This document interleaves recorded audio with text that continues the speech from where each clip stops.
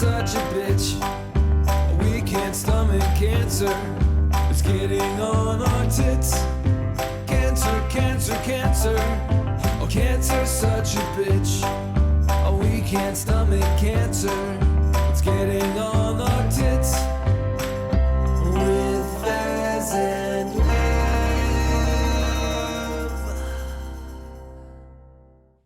Hello everyone, Chief Editor Liv here.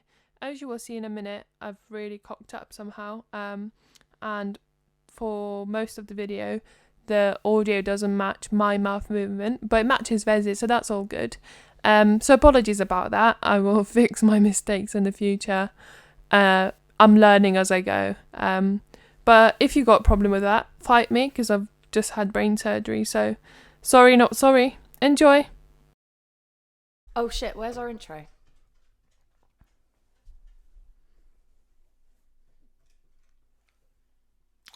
Fucking dogs just come in. Is that okay? That's fine, isn't it? That's fine. We'll leave cross that bridge when we come to okay. it. We'll see if she barks. Okay. We've clapped. No, we don't need to worry about clapping, or do we want to clap again? Okay. So, today's attempt of navigating the shitstorm sees us talking about the shitstorm that was 2020 and recapping all that. Woo! Woo. Hello everyone. I mean, first off, Happy New Year. New Year. A clean slate, and well, it's definitely clean because we've eaten everything in the house. So everything is clean and eaten. But yeah, it's a fresh start. We'll do that cliche stuff.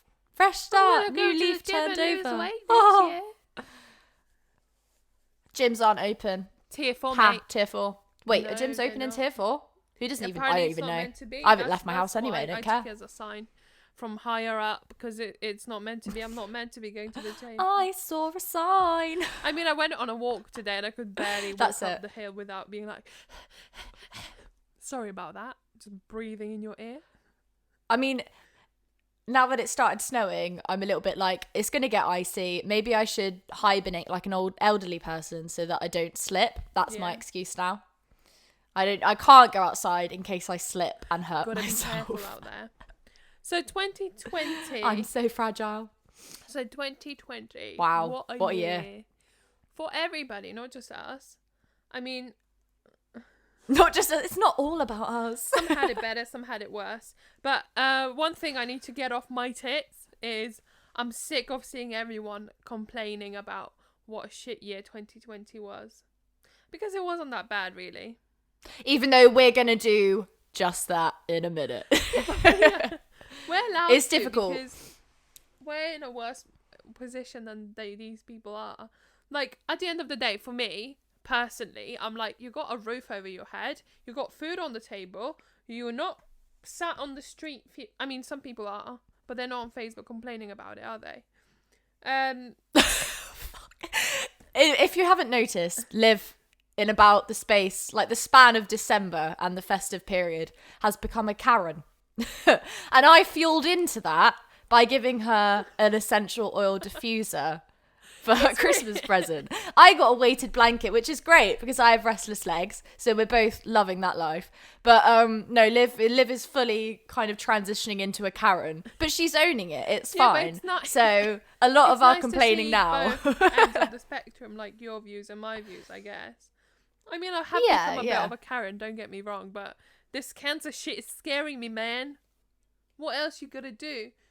I think you're not actually at the like horrible level of Karen. If there were, like you said, if there was a spectrum of Karens, you're just like the normal, eat healthy, juice, don't complain, could be hit by a bus tomorrow kind of Karen. You're not a Karen at all. I mean, I'm kidding. I jest. Juicing. So does that bring me a bit? You're lower? not juicing. No, you're just eating no sugar. No sugar. I mean, you literally said to me, didn't you? You were like, I really want to get you a Christmas present. And your mum said you'd like a cake mixer. But I'm not getting you that because out of my own... What's the word I'm looking for? Because I don't want your death to be on my conscience, mate. Like, that's why. She thinks all I'm going to do is bake and eat all the sugar, which I would. I love baking. I bake for other people, not just myself. But I didn't get the mixer. I got a weighted blanket and I'm very happy with it. I don't know if I told you that it is fucking fabulous. Although I do get hot and cold a lot, so that's annoying. Yeah. But anyway, can't win all of it, Sorry can about you? the coughing. I don't know what's wrong with me.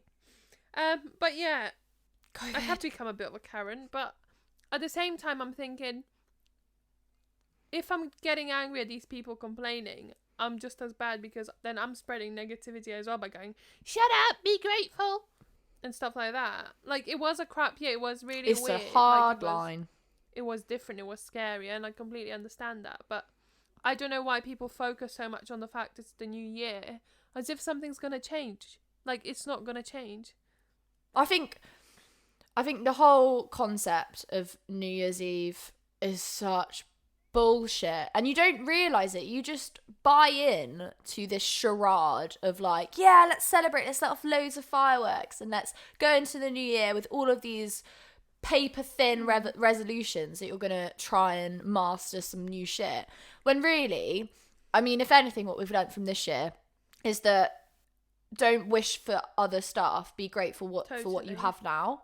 And it is New Year's just a horrible time for me. I think we both had a crap New Year's last year, where I was in inpatient chemo and you'd just been diagnosed. It was a really weird New Year for me last year, because everyone's posting about how this is gonna be my year. In hindsight, it wasn't, was it?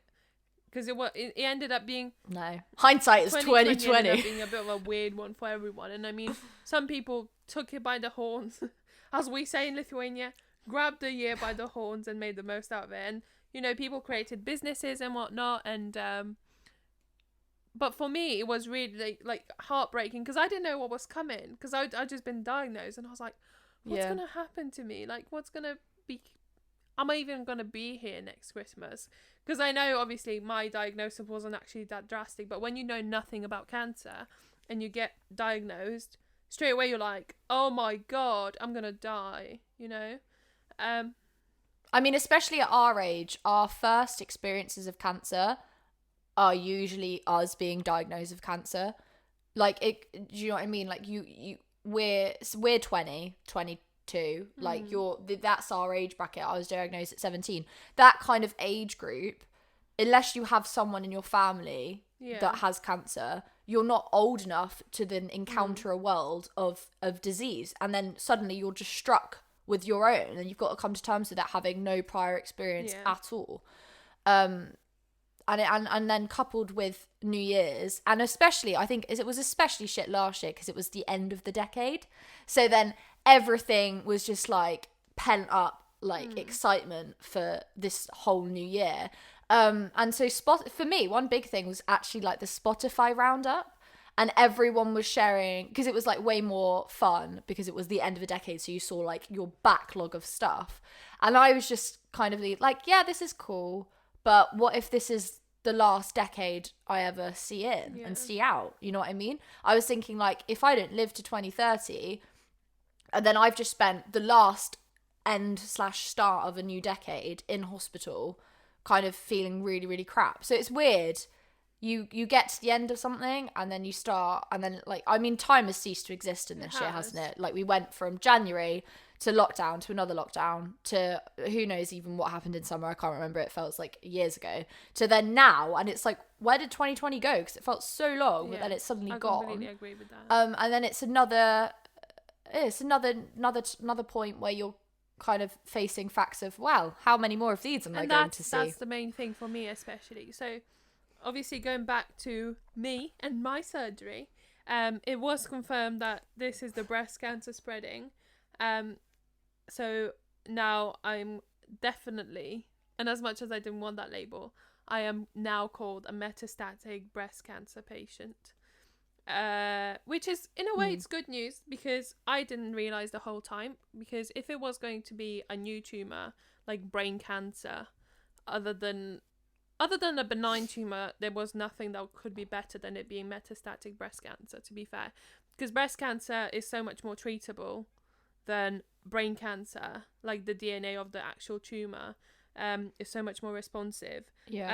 So for me, actually, this year was a little bit weird, because these thoughts creep up and you're like, oh, you know, this time next year, am I still gonna be here? Am I gonna get to enjoy another Christmas? And I know it's not my diagnosis isn't as drastic as yours in any way, and I'm not trying to like be like, oh, I'm in a bad place like you are, Vez, because mine is actually very treatable and very well researched and very common. But for me, it's like those thoughts do creep up, and then you just kind of gotta like push them away and be like, well, no, just enjoy the moment right here, right now. It's very difficult, isn't it, with those thoughts? You either confront them, or and then deal with the aftermath of really actually delving into your feelings and, like I said, confronting what you actually feel and like your innermost fears and all that paranoia that just gets brought up, or you just have those thoughts, let it be a fleeting thought, forget it, and then they just keep coming, like, and especially when you least expect it, like you go about your day and then they'll just pop up, but yeah, with New Year's and Christmas, it's not like they go away, they keep popping up incessantly until you've like you can't really cope. So yeah, it's been an especially weirdly optimistic through a very pessimistic time. I feel like that's what's most important. When normally it's the other way around. In the moment with people, like with us, and then when shit goes downhill, just deal with it as it comes, because at some point it probably will go downhill. But you know, you just got to deal with it one day at a time. Because I was talking to someone, because someone said to a friend of mine, how do you deal with, you know, knowing that this is actually progressing and getting worse? And my friend said, well, what's the point of living, like, let's say I've only got, I don't know, 10 years left. So imagine if you spend the 10 years concentrating on the fact that I'm unwell and I'm sick and just being sad about it the whole time. What's the point of spending 10 years just being sad all the time about your friend dying of cancer and not enjoying every moment you have left with them, kind of thing? So that's very true. I don't know if I'm making sense. I'm not very good at explaining myself. No, I get you. It's like a don't dwell, just do kind of mentality. And I know the negative emotions which is easier said than done. And they come and go, kind of thing. But you know, being negative the whole time won't get you anywhere, I don't think. And I think staying positive as much as you can, and just trying to enjoy the day here now is the most important thing, really. But much of it is it's kind of appreciate in the moment, and even though that is really hard to do, you do have to allow yourself to feel crap, but it's knowing when to kind of pull yourself out of it, because no one else will. And I think that's what everyone has experienced this year, isn't it? Is that you've had, it's trying to tread the line of when you can be selfish. And lots of people have had to be selfish this year and look after their own before other people. And I think it, like, this year's taught us how to find the balance of looking after yourself while also being mindful of others.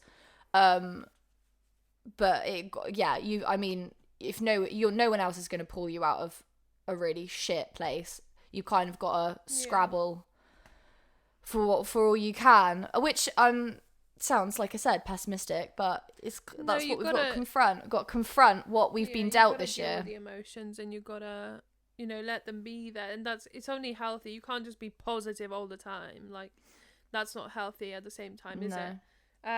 But yeah, it's a weird time, isn't it? For me, I know last year after I got diagnosed, for New Year's, I flew to Denmark to spend time with my sister, who's lovely, who had just had a baby a few months prior to that, and my nephew, who was 5 at the time. And I know at Christmas I was sat there and I was like, oh my gosh, I might not ever see them again. And I still haven't seen them since, to be fair, but like, it was just like, oh, what if I die and they, like, my nephew is my godson, and it's just difficult, and all these thoughts creep up, and you're just like, oh, I don't know. But it's like battling. Then it becomes another thing of, if you then talk about it with someone, like if you then told your sister, like, this is what I'm feeling, you then don't want to then freak her out, and like with the news of like that you're thinking, why I die, and then it's suddenly like some people have that realization of like, oh my god, yeah, you might die, and then they start freaking out, and then it's like you've got to deal with everything, and that's why you when gotta keep it in sometimes. We've talked about it before. other how other people's reactions can affect you, and sometimes it's best not to if you don't want to then deal with someone's feelings. But it is tiring, weird, and and that's the thing. It's so tiring. Like, I'm just so tired. After this surgery and everything, I know it was a big deal. I know that it comes from the best intentions from people, but everyone was just freaking out so fucking much that I was just there like, I'm literally I deleted Facebook, and I was just like, I'm not gonna look on Facebook. Yeah. I'm gonna have a break. Like, the best place for me was fucking TikTok. I went on TikTok, filmed on TikTok, and everyone was so positive, and I was there like giving everyone updates and stuff, because everyone was like cheering me on and being positive rather than being like, oh my god, I can't believe this happened to you, oh, you poor thing. And like, it freaks you out, because then you're like, oh, is this a big deal? Because we discussed this before, I understand. But after Christmas, I was just like, I'm just so drained. Probably drained because I've just had brain surgery.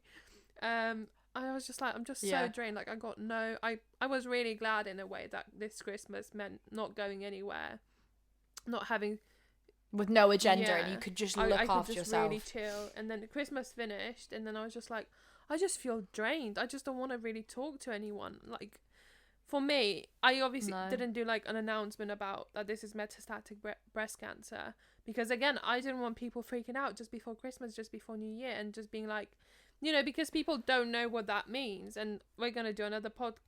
I mean, even you, I didn't know. You said, you didn't know what it was properly. Mean, like, in terms of, like, what does this mean?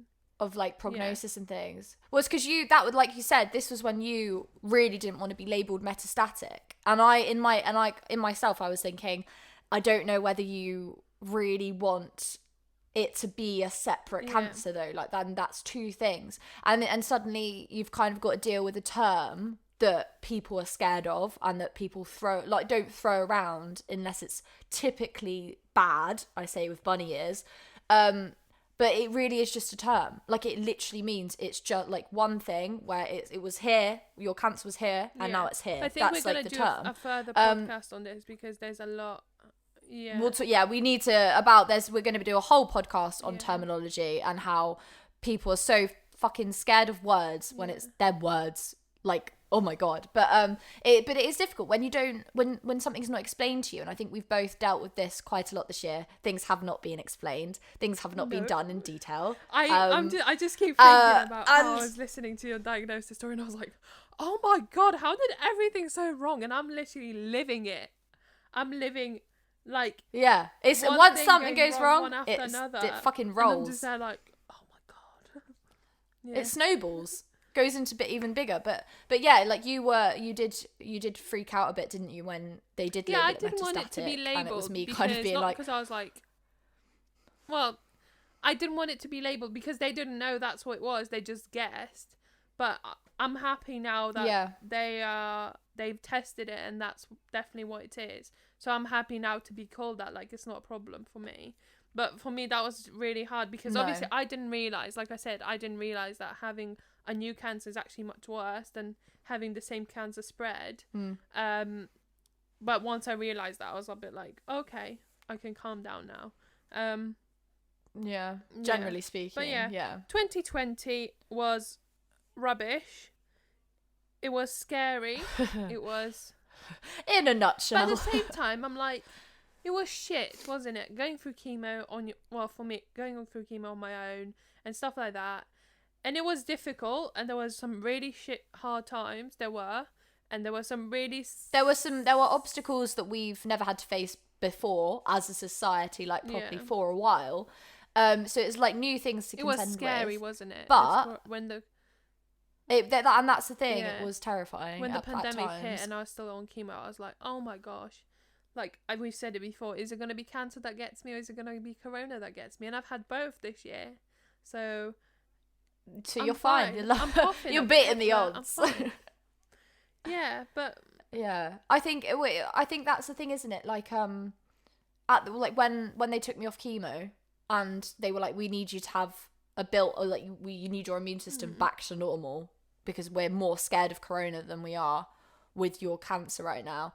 I had no idea what would happen for the rest of the year. And as much as it's been horrible that I've been like stuck inside or I've not been able to see my friends or stuff, it has really allowed me to just kind of be with the people I love. Like my boyfriend Luke, we haven't like thinking about it, we were together for less than a year when I got diagnosed, and then the honeymoon period was completely over, and ever since then cancer's just been everywhere. It's either I've been in treatment or I've been at home in remission, then thinking about the cancer coming back, and it's always been there. And we've never spent this much time together, and it's been so nice. Even though it's been very stressful, we've had lots of arguments because you're in each other's space, and as much as the world is dealing with something that we don't really know what to do with, in our relationship, we were also kind of having to navigate in completely new territory.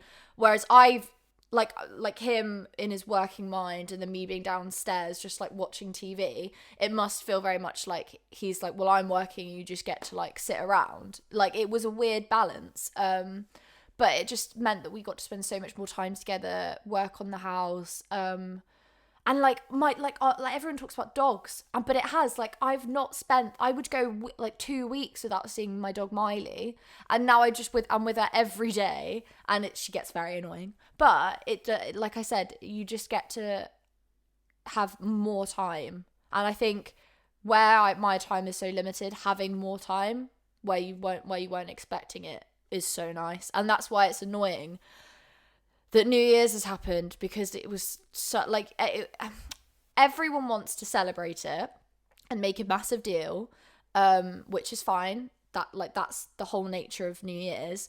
But for us, we would just wanted to do what we did every other night. Every night is so relaxing and nice. So we were like, oh, but it's New Year's, we've got to do something. So we were trying like to really make it a nice evening by like trying to find a film, making a nice dinner, and all of that, and we couldn't find a film, and then we ended up stressing ourselves out by trying to make it a thing when we should have just done what we always do.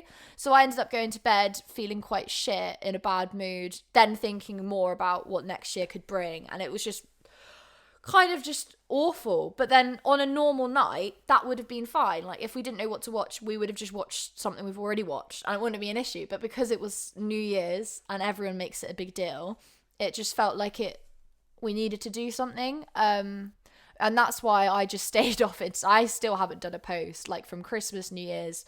I've got a backlog of pictures. I'm gonna have to do like a camera dump, but I haven't posted anything because I had to avoid Instagram after seeing everyone's posts of like, fuck 2020, bye, 2021's my year.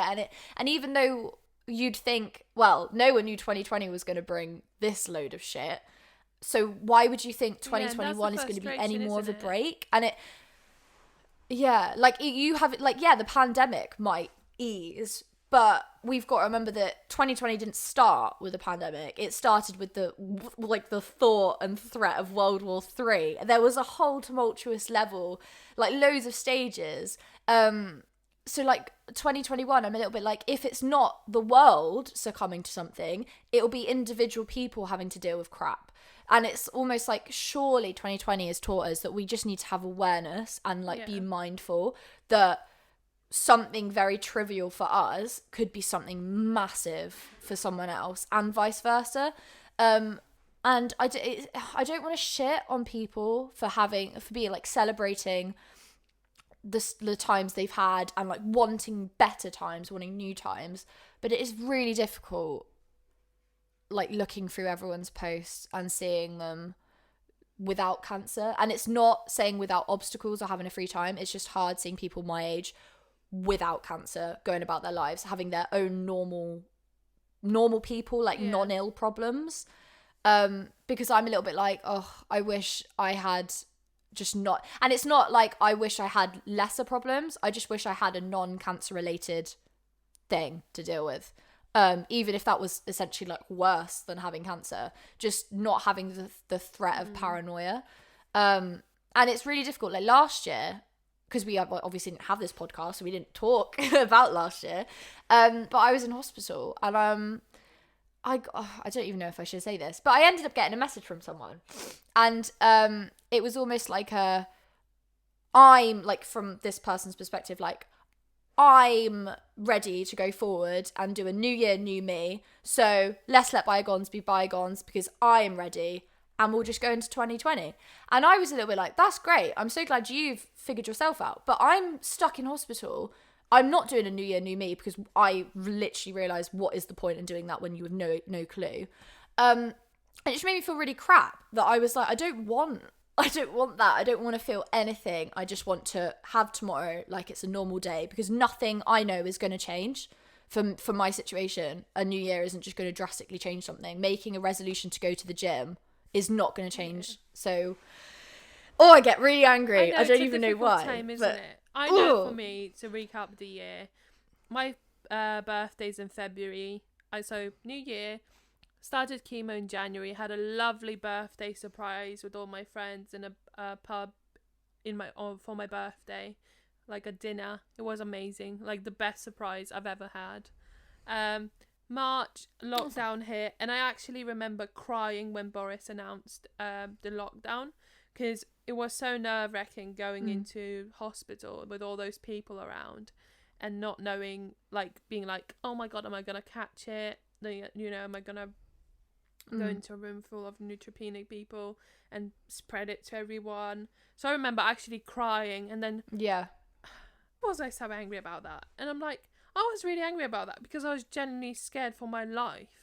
Like, I was genuinely scared for my life, and that's why I felt so angry, and that's natural. And like, I say piece of shit because I genuinely just felt so strongly about it in that moment. It is, but you do, like, I swear in my mind, like, fuck, when I see something that annoys me and it's always on social media, and it obviously has been because we've not been allowed out in public much, but that's just a real thing when you go on social media and you see all these posts and it's like a backlog of just clones, the same people saying the same stuff, and it just gets so tiring when every time I see it, I always think, like, if you could walk a mile in my shoes, and it just seems so much more apparent this year that saying, like, walk a mile in someone else's shoes, but because we're very aware that cancer isn't the worst thing that could happen to you, but right now it's the worst thing that could happen to me, and it's hard seeing other things, like very trivial problems. And oh god, it's so difficult because we could go around in circles of being like, we're annoyed, but it's fine. Like, it's a natural way to feel, because for me, the frustration at the moment is everything's been put into perspective for me, and it's changed my mindset a lot. And for that, I am very grateful. Like, from a very shit situation, something very positive came out, to be fair. But for me, the frustration is like, I wish you knew what I know. I wish you understood the perspective stuff. But I remember before, because obviously I was diagnosed much older than what you were, I've read all these books, I've read everything, and nothing made me change. Nothing could shift my mindset, nothing could do anything for me, do you know what I mean? And now I'm rereading the same books. It's and like you're stuck in a rut. Bloody hell, yeah. Makes sense. Can't do that. Shouldn't be doing that. Should be appreciating this moment here, right now. And as humans, we just always want the next thing. That's why I think it's such a big deal of being like, 2021 is going to be my year. I'm going to achieve this, that. And, if you want to do New Year's resolutions, if that works for you, if you've got the mindset to actually achieve them, do it. And if you don't want to do them, don't do it. There's so much pressure around that, I think, like from social media and stuff like that. But yeah, that's why I think... That's such an interesting point. Sorry. I just completely I just completely forgot what I said. But that was an interesting point of what you said about wanting the next thing. And I think that's very apparent with, if you haven't got an illness, you can quite happily, if you're having a shit time, you can quite happily go, but I want this to happen and I'm going to manifest this. I want to get here, here, here and here. And I've got nothing physical or like mental or any illness or any ailment stopping you from doing that. So you can quite happily think into the future. Whereas for someone with an illness, whatever that may be, you can still do those things and have those same mindsets, but you then become acutely aware of what's hindering you. Like, as in, if I start thinking, oh, next winter, if we're allowed, I want to go skiing. And then in 3 years, I want to be a published author. That that timeline is then completely distorted by the fact that I'm like, but I don't know when cancer's going to get me. Yeah, and that's the thing that's with these bloody New Year things, is that what annoys me the most is not seeing these people go and be happy and manifesting their own destinies and dreams or whatever. What annoys me is that I can't do the same.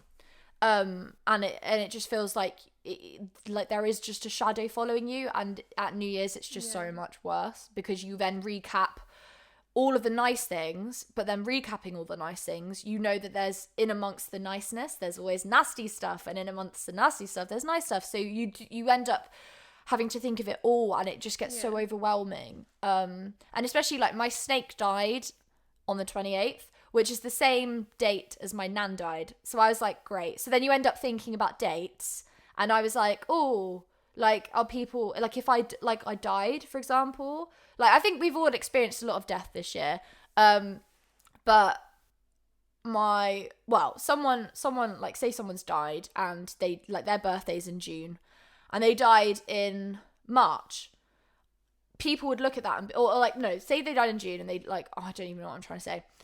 Someone died, and if they didn't reach their birthday, in my head, I look at their death date and go, oh, they nearly reached their birthday. And if they died after their birthday, you just think, oh, it's okay, they reached their birthday, so they had a milestone. And that's what we do as humans. We create milestones to try and meet. So when my snake died, and I was just thinking about dates again, and I was thinking, oh my God, like, now I'm thinking, like, was he in pain? And even though he's an animal, you end up kind of putting human emotions onto him, and then it just made me feel like, shit, is this how people are going to think if I died? And that was what was horrible. Like, New Year's was crap, but what a way to end 2020 with your pet dying, and then transferring human emotions onto him.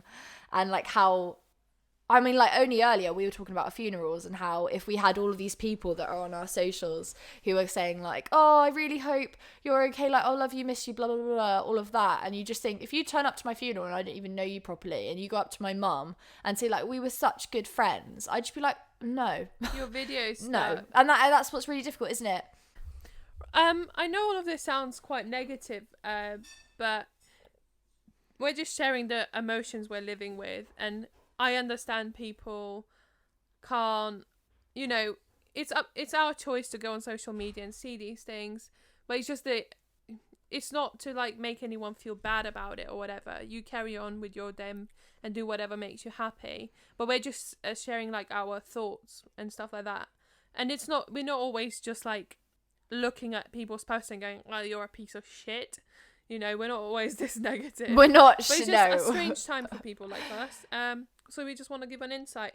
And, you know, on social media, we always have the choice to unfollow people. We always have the choice to, you know, mute them or whatever and not see those things. But and also it's the nature of social media. You have the choice to post a better version of your life and yourself, and that's what most people do, which makes it, which is great as it is, it's usually not real. And where this could be a podcast where we're just normal people with no illnesses talking about 2020, that's not the case. We're talking about 2020 from the viewpoint of a cancer patient who's not only having to deal with a pandemic, but deal with like low immune systems, neutropenic sepsis, loneliness, FOMO.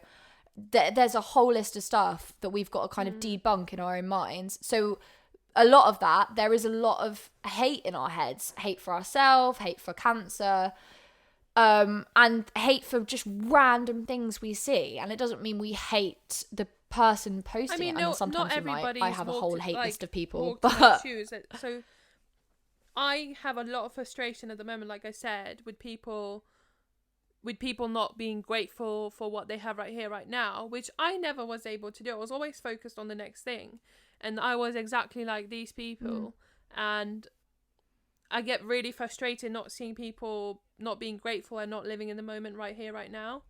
And then I have to always like... But it's because we're aware that we didn't do that.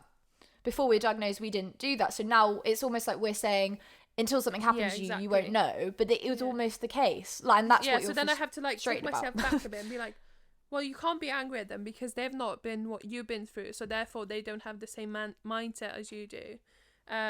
Which is true. You become the person you are through your life experiences and whatnot. But yeah, exactly. For me, this year, it's been a shit show. But without all these things, I would have not been, you know, as I am now. And I've had so much positivity come out of this new diagnosis. And, you know, as long as that carries on, I'm happy with that. And, you know, bad thoughts come and go and everything like that. But you just got to crack on, carry on. You know, let's stop living for the next thing. And everybody says that. Stop living for the next thing, for the next kind of, you know, for the next adventure, next new stuff. And what you said as well about be grateful for what you have, about and it's making plans. What you said about making plans as well, I completely agree, because I'm now thinking, oh, I can go back to work at the end of the month, and then I'm thinking, well, my scan should be at the start of in February at some point.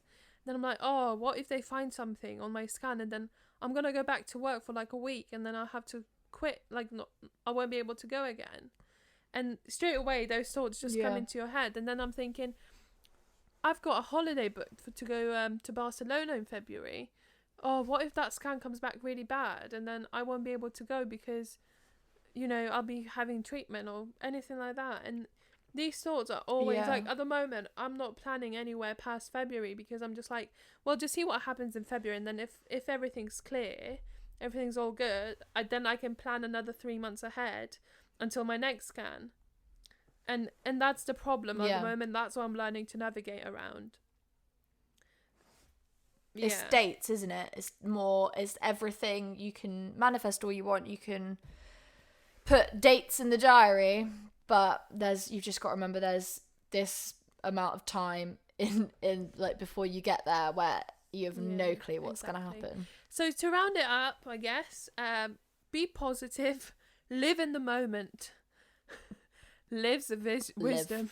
Live in the moment. Just be grateful. Just have a look around you and be grateful for what you do have. You don't always have to be living. I mean, this is... Sorry, there's a bit of fluff. I thought you were like... For like anyone who can't see, obviously, she was trying to clap a fly, but it really looked like she was getting into it, like she was preaching. Oh, funny. That is funny. You don't always have to be looking for the next thing. And whatever situation you're in, I'm sure there's things you can be grateful about, you know, however little. And I know that, you know, it might be easy for me to say that, but there's always something to be grateful about. And stay positive, my dudes. It's yeah, I mean, don't, as much as it's horrible and like it's, well, not as horrible, as easy as it is to compare lives and what's happening in situations, it's just being mindful. Like we've said we get annoyed at certain things, but because we're aware of why we're getting annoyed, we don't let that like manifest into something else, into something worse than anger, into something that's actually like quite nasty and kind of drains you as a person, becomes quite toxic. But it's being aware that you do need to be selfish and look after yourself, but in a mindful way of realizing that as long as you're not affecting anyone, offending anyone, do you, and everyone else will do them, and then whatever happens in the crossfire, deal with. Because no one else is going to deal with it for you. And one thing I will add is, as a New Year's thing that you can do, if you want to do New Year's things, is go through your social media and delete off people that don't bring you anything good.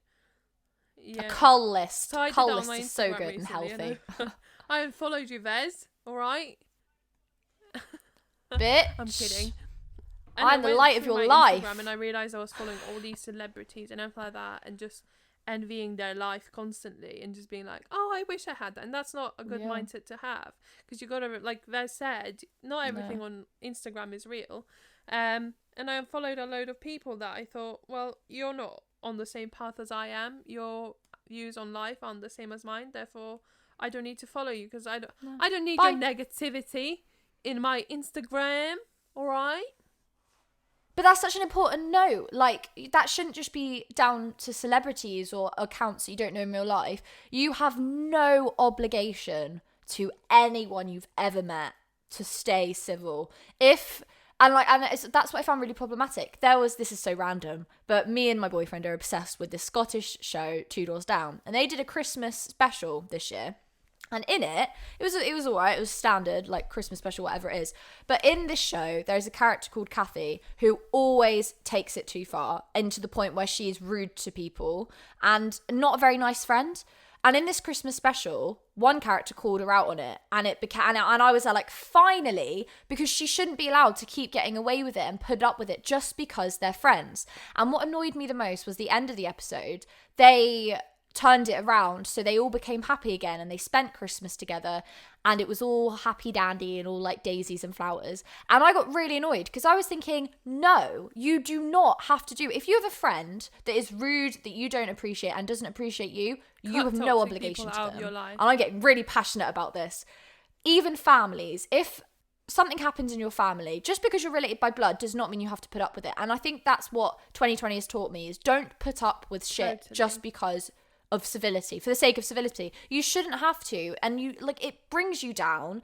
And really, you only have one life, as we always say. How cliche, but anyway, you only have one life. Surround yourself with the people that are going to bring you up and appreciate you, and the people that have like the same interests. Because what is the point? People that for example,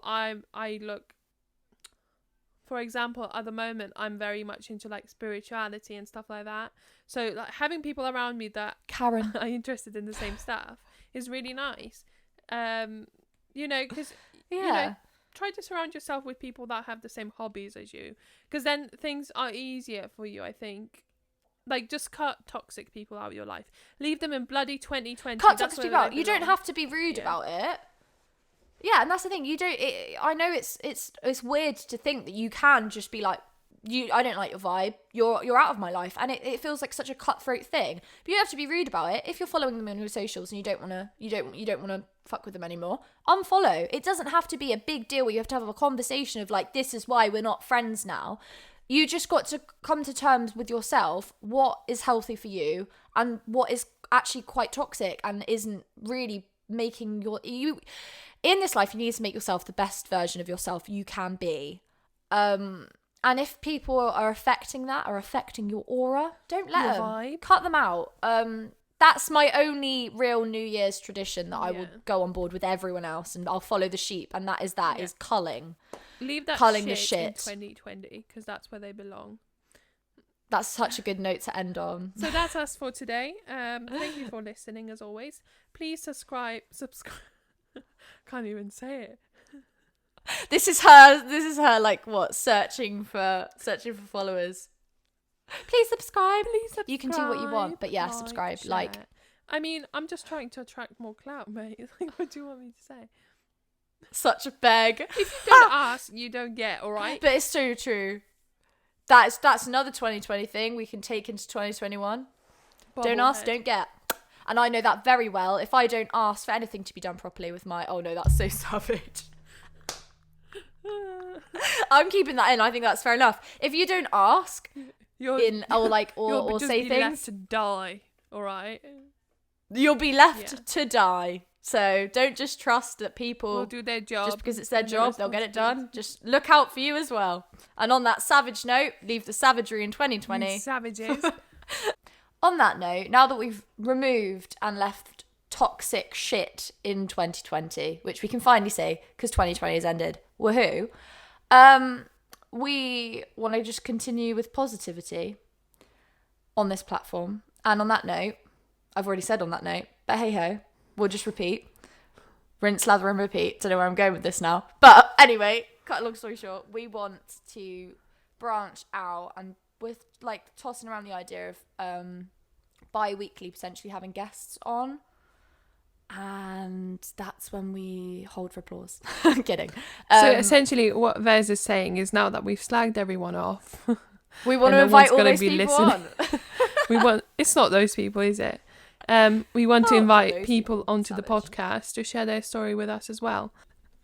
If you're one of our cancer pals and you want to share your cancer journey with us and be on our podcast, drop us a DM or an email. An email, as if we check them. Do we have an email? We do, don't we? I don't ever check that. We do. I hope you do. Send us a letter. A fax. We've really got the giggles today. It's hilarious. So yeah, we're very happy people. We're fine. Just come and be our friends anyway. Yeah. So if you know anyone who's gone through cancer as a young person, and you think they'd like to share their story with us as well, pass our details on to them, because the more the merrier, and we hope we get quite a few people that do want to share their stories with us. And raise awareness for their cancer, because at the end of the day, charities are important, and Yeah. sarcoma really needs it for me. So yeah, totes. And I'm just waffling on. Happy 2021, everyone. And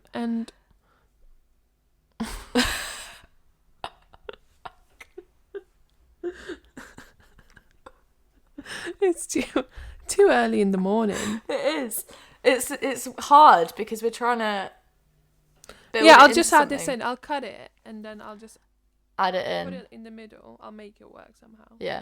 So we just want to expand in 2021. That's what we want to do. We've kind of had our setup, startup, and all the shit going wrong at the beginning. I've already expanded because my oncologist said, Liv, if you do lose some weight, that would be very helpful. Oh, steroids. They're I such a bitch. That's one box I've already ticked. Expanded already. So Liv's done. It's just the platform now. But that's what we really want from 2021.